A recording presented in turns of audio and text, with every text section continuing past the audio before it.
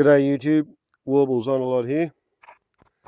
I was just about to start filming a video called Uncle Spencer's Lobster when this alpha male swamp wallaby decided that he wanted to come and have a bit of a visit. So I really think I should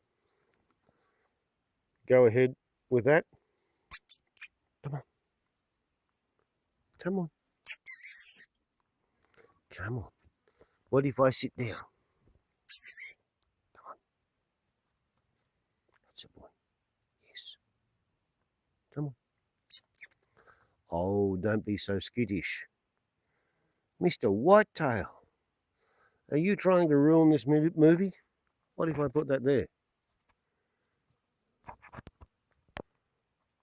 Is that better? Okay, now here's the story.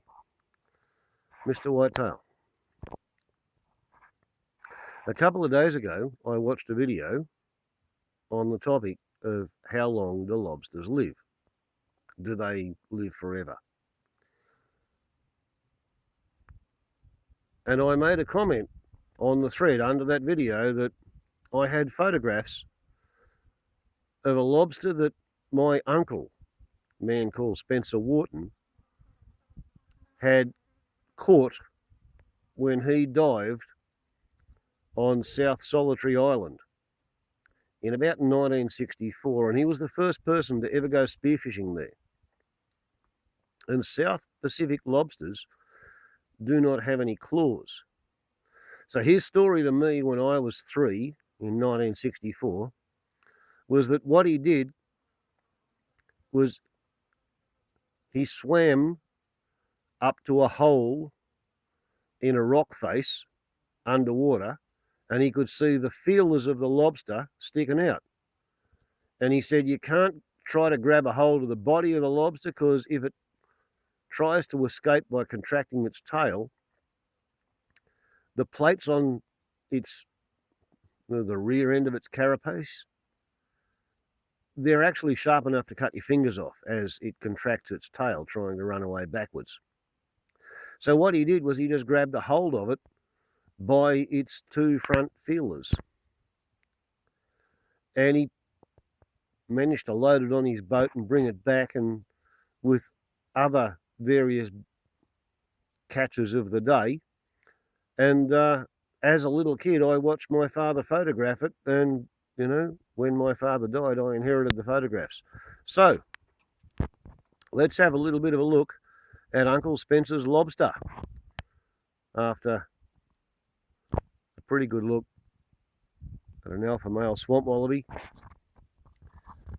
eating his bread roll, and Charlie Wong trying to figure out a way to convince him to drop it so it can be stolen, because that's just how life goes around here. I reckon Charlie has had plenty of feeding today, and I haven't seen Mr. Whitetail for about 3 days. Anyway, let's get back to Uncle Spencer's lobster.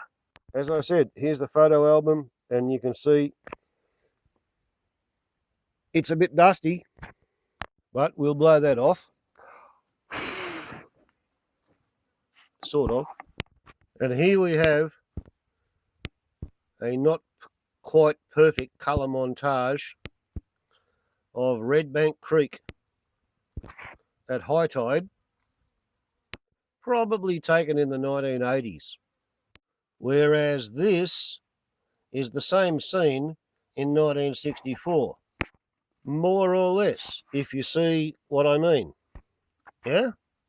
So, back in the early 1960s, when if a person happened to have a boat, it was generally a flat bottom boat made out of plywood with an open top.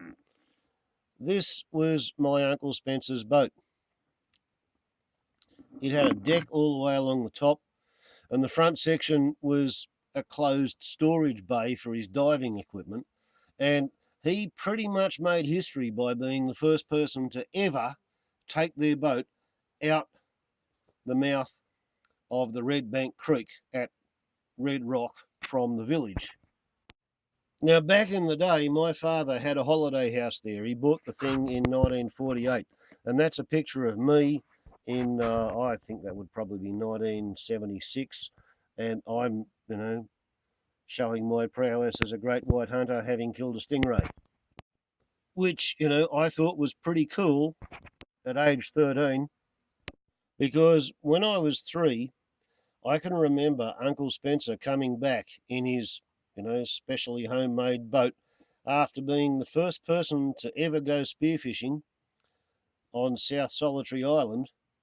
And this, as you can see, is a fish that's 13 inches long. I'm pretty sure it's a blackfish. Anyway, he caught that fish on Southwest Solitary, or South Solitary Island. And here's the same fish sitting between the feelers of a lobster, and the lobster is lying on a 7-foot long door.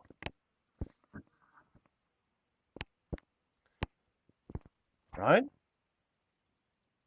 The door is 7 feet long, and that's the lobster. The fish is 13 inches from tip to tail.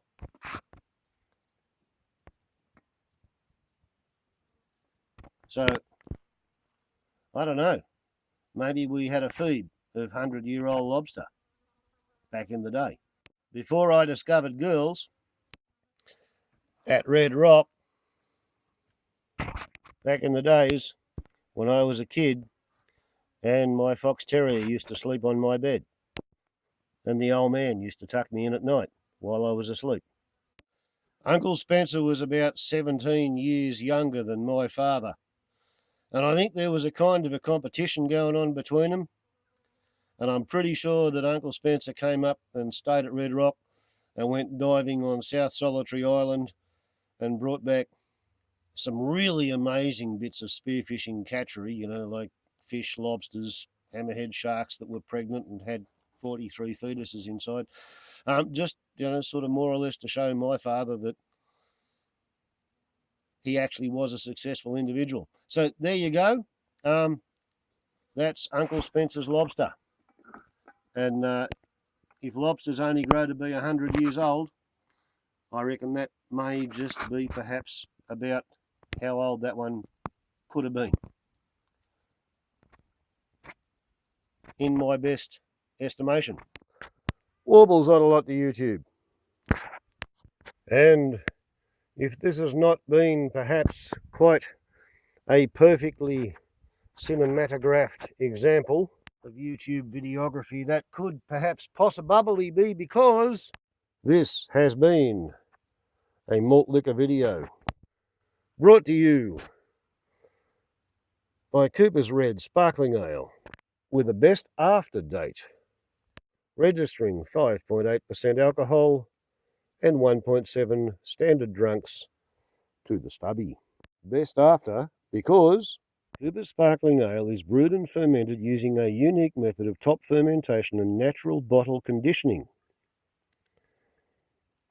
Coopers are famous for this process, which leaves a natural residue of yeast during maturation and gives a cloudy appearance with an enhanced flavour, which essentially renders this commercially manufactured and distributed homebrew, aka it's organic beer, so it's okay to get drunk. Warbles on a lot to YouTube. Ciao.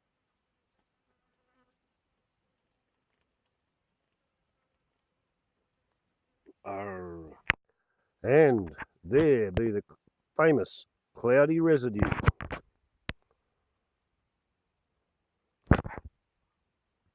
Well, at least I tried.